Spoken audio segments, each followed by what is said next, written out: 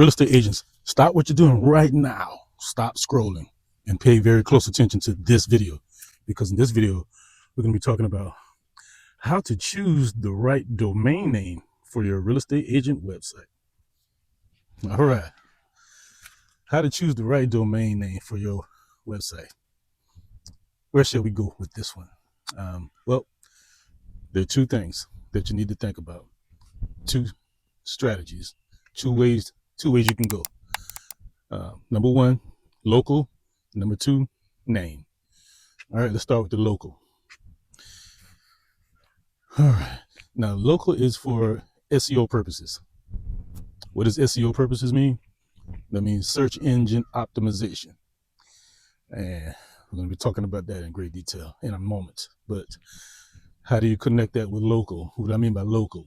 Well, for example, say if you're a real estate agent in Orlando, Florida, Atlanta, Georgia, whatever city, Dallas, Texas, it would be smart to have a website like Dallas real estate agent.com or something like that. The best real estate agent in Atlanta.com. That's kind of long though. Houses for sale in Atlanta.com. Things like that. Atlanta homes for sale. Orlando houses for sale.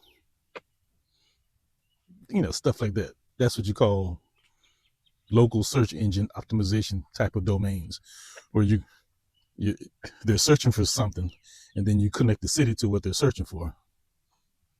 And it's actually it's an exact match of what they're typing into the search engine. Most people type in houses for sale in Macon, Georgia. Houses for sale in Orlando, Florida. Houses for sale in Tallahassee, Florida. Houses for sale in Tampa, Florida. And wouldn't it be smart to have your website domain similar to what they're actually typing in? That's a real smart way to do that, because here's the situation. If you go the other route, which is the second route, which is to just get your name.com, like yourname.com, that's really great for branding, because see, now people will remember your name. They're not going to be searching for you because they don't know who you are. But this is when you get a website domain with your name. That's typically when they see it on a business card or flyer or billboard or some kind of advertisement, and they see your name.com there. But for them to actually like type that into the search engine, that's really not gonna fly too well. People aren't really gonna be typing that in because they don't really know who you are yet. I mean, if you're a big time real estate agent in town and everybody knows you're the big time agent, then that's the way to go. That's probably good for like a smaller city, 45, 50,000 population, smaller cities where everybody kind of knows everybody, and everybody kind of knows that you're the agent or you're the top agent in that small city. But if you're in a bigger city, say you're in Dallas or Atlanta or Miami, Tampa, Chicago, you're in a bigger city where you have 10,000, 20,000 real estate agents. I mean, it's going to be real hard for you to stand out. And for, somebody, a random person is thinking about buying a house. Oh, let me type joesmith.com up. Yeah. I know him. I see him everywhere. I see that name everywhere. No, you don't, because there's so much competition. So it's harder for you to stand out of the crowd with just having your name.com in a bigger city compared to homes for sale in Dallas, Texas.com. So it goes both ways. Both ways are great. Both ways have their advantages and disadvantages. So let's go through the advantages of the local. We talked about, it's the name, the city, and what they're typing in. That's the advantage right there. You can pop up real fast like that if you set up your website correctly, and if you really use that keyword inside of your site throughout your site that'll push through Google. So when people start searching for that term, your website will pop up. You know, it can happen, and it does happen. Happens all the time.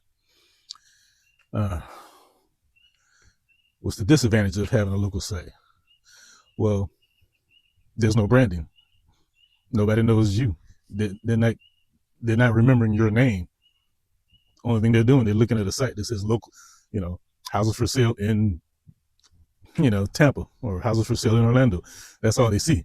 And I mean, your name is in the site, your pictures and everything, but that's not the first thing that they're going to remember. They're going to remember the name of that website.